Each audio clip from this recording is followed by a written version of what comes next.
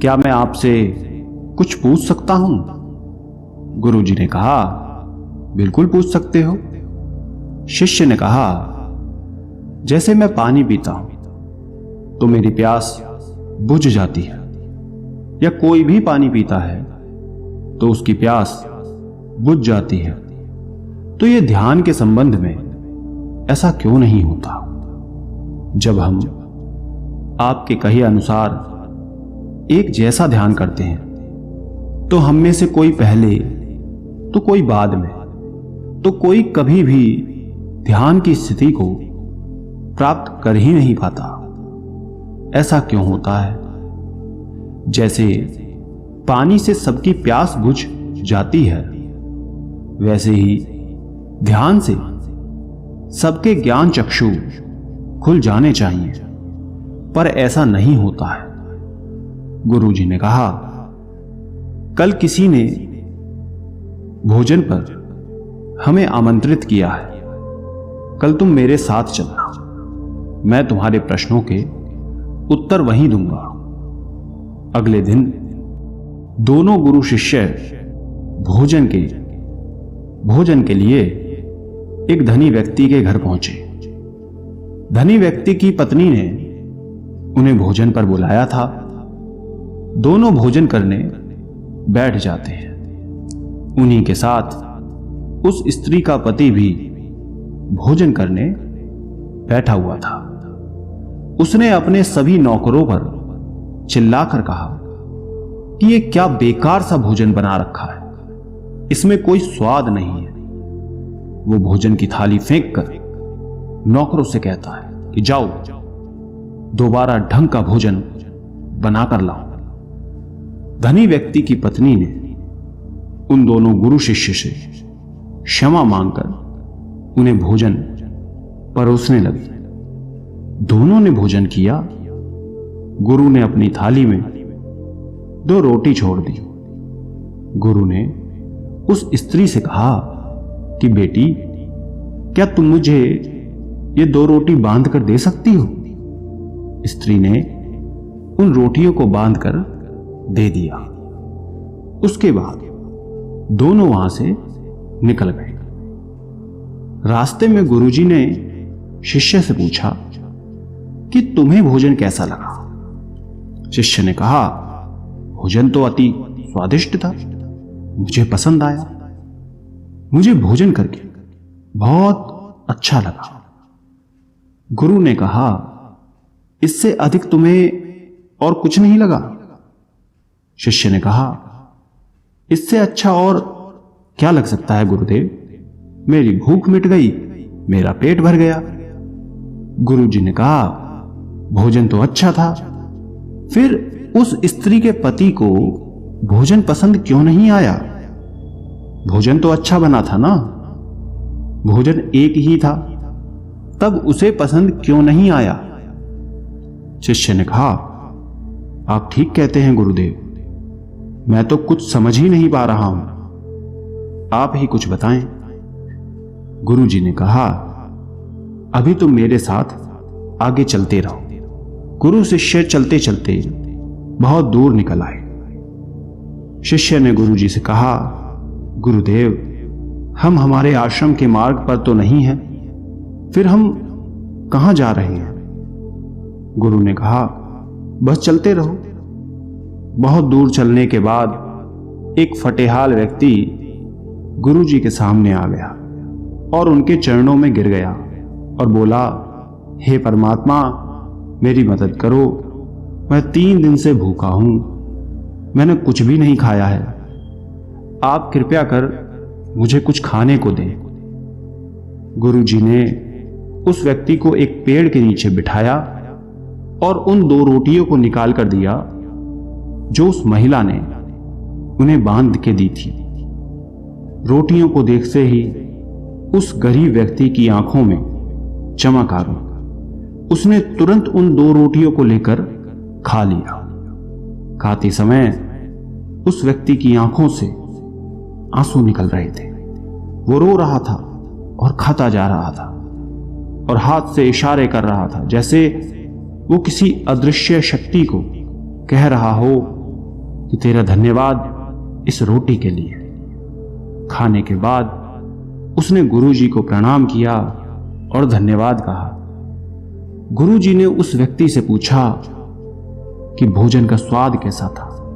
उसने कहा, स्वाद तो कहीं था ही नहीं, केवल जीवन था, परमात्मा और ईश्वर था। ये रोटियां नहीं थी, ये तो साक्षात जीवन था। ये कहकर वो व्यक्ति वहां से चला गया।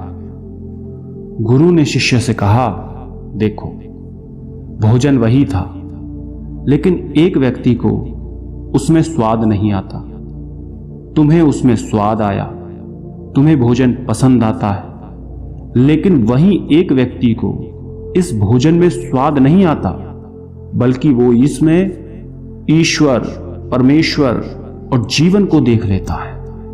इसी से पता चलता है कि व्यक्ति और भोजन की तृप्ति में भी अंतर है।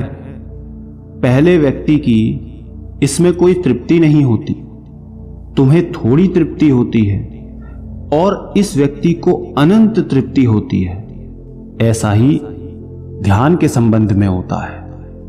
जिसको जितनी ज्यादा प्यास होती है, वो उतनी ही जल्दी मार्ग बना लेता है। उस शिष्य की जिज्ञासा का समाधान हो गया था, उसके प्रश्नों का उत्तर उसे मिल गया था, लेकिन प्रश्न का उत्तर अभी हमारे नहीं मिला। प्रश्न था, मन क्यों नहीं लगता? दोस्तों, जो लग जाए वो मन नहीं है। मन का स्वभाव ही है भागना। जब हमारे पास कोई चीज अत्यधिक होती है, तब मन उससे भागने लगता है। जैसे उस धनी व्यक्ति का मन जो उस भोजन से भाग रहा था, जो उसके लिए आम बात थी। लेकिन जब कोई चीज हमारे पास सीमित मात्रा में होती है और हमें मिल भी जाती है, तब हमारा मन उससे जुड़ा भी रहता है और हम उस चीज की थोड़ी बहुत अहमियत भी रखते हैं। जैसे उस शिष्य का मन जो उस भोजन से थोड़ा बहुत जुड़ा हुआ था, तो उसने उस भोजन के स्वाद को भी जाना। लेकिन जब हमें कोई चीज चाहिए होती है और वो हमारे पास नहीं होती, तो पहले हमारा मन उस चीज के लिए बहुत ललाहित रहता है। वो हर हाल में उसे पा लेना चाहता है। लेकिन जब कोई चीज प्राणों से जुड़ी हो, जैसे कि वो 2 रोटी, और जब बात प्राणों पर आ जाए, तब मन गायब हो जाता है। तब आप स्वाद नहीं देखते, भोजन का प्रकार नहीं देखते, तब आपको सिर्फ भोजन चाहिए होता है। तब आप एकाग्र हो जाते हैं भोजन के लिए। जो मिले उसी में आपको आनंद आ जाता है। स्वाद हो या ना हो, आपके प्राण अंदर तक उसे स्वीकार कर लेते हैं। और यह तब होता है जब मन नहीं होता। हम हमारे मन को लगाने की बहुत कोशिश करते हैं। कुछ पढ़ाई में लगाने की कोशिश करते हैं, तो कुछ अपने काम में लगाने की कोशिश करते हैं। लेकिन आपने देखा होगा कि मन कहीं नहीं लगता, और ये लग भी नहीं सकता, क्योंकि इसका काम किसी चीज में लगना है ही नहीं, बल्कि इसका काम है आपको भगाना इधर से उधर। एक चीज आपको मिली तो दूसरी चीज पर ले जाना, दूसरी चीज आपको मिली तो तीसरी चीज पर ले जाना। मन संतुष्टि को नहीं जानता, वो केवल पाना जानता है। पाने के बाद भूल जाना जानता है। जो मिल गया उसे छोड़ देने की आदत होती है, जो छूट गया उसे फिर से पा लेने की आदत मन की होती है। अपनी जिंदगी के पिछले हिस्सों को देखें और जानें कि क्या आपका मन कहीं लगा है, कहीं रुका है, या वो केवल आपको अभी तक भगा रहा है।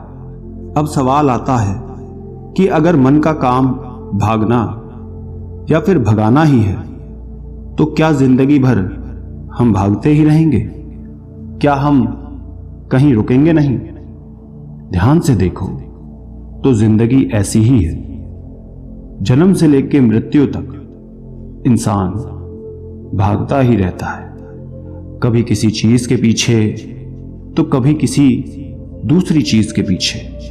लेकिन फिर भी कुछ इंसान अपवाद हो जाते हैं, फिर वो रुक जाते हैं, भागना बंद कर देते हैं। तब चीजें उनके पीछे भागती हैं, वो किसी चीज के पीछे नहीं भागते।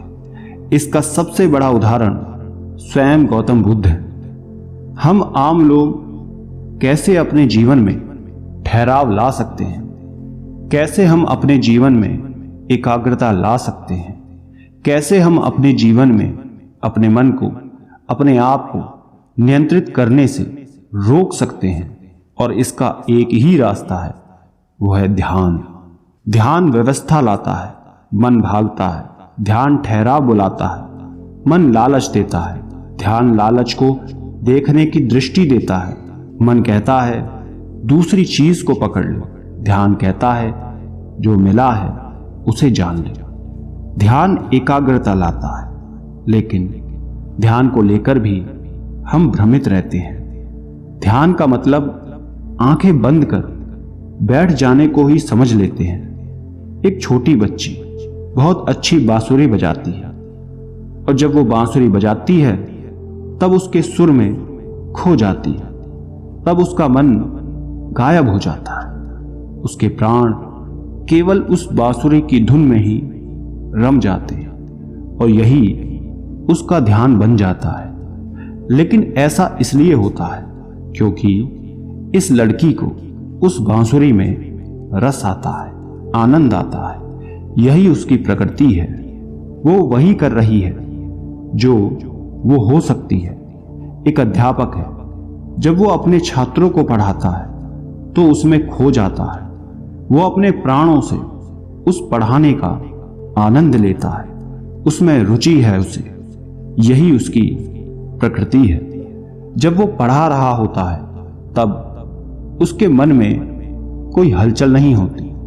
वो तब ना तो भूतकाल की बात सोचता है, ना भविष्यकाल की। वो केवल वर्तमान के क्षण में ही रहता है, और यही उसका ध्यान है। जो व्यक्ति जो है, अगर वो वही होने लगे तो उसमें स्वतः से ही ध्यान घटित होने लगता है, वो एकाग्र होने लगता है। लेकिन जब व्यक्ति कुछ होने की कोशिश करता है तो उसका मन हावी होने लगता है, एकाग्रता टूट जाती है, और तब हम भागते रहते हैं। सब कुछ पा लेते हैं, तब भी सोचते हैं कि कुछ रह गया है, और ये अधूरापन कभी पूरा नहीं होता। क्योंकि जो आप हो सकते थे, जो आपकी प्रकृति थी, वो आप नहीं हुए, बाकी सब कुछ हो गए। ऐसे ही आप हमेशा अधूरे रह जाते हैं। तब मन कहीं नहीं लगता। मन की प्रकृति ही लगने की नहीं है। जो लगता है वो एकाग्रता है, वो ध्यान है। और जहां आपको एकाग्रता मिल जाए, समझ लेना वही आपके लिए बना है, जिस पर चलकर आप संपूर्ण हो सकते हैं। दोस्तों, आपने क्या सीखा कमेंट करके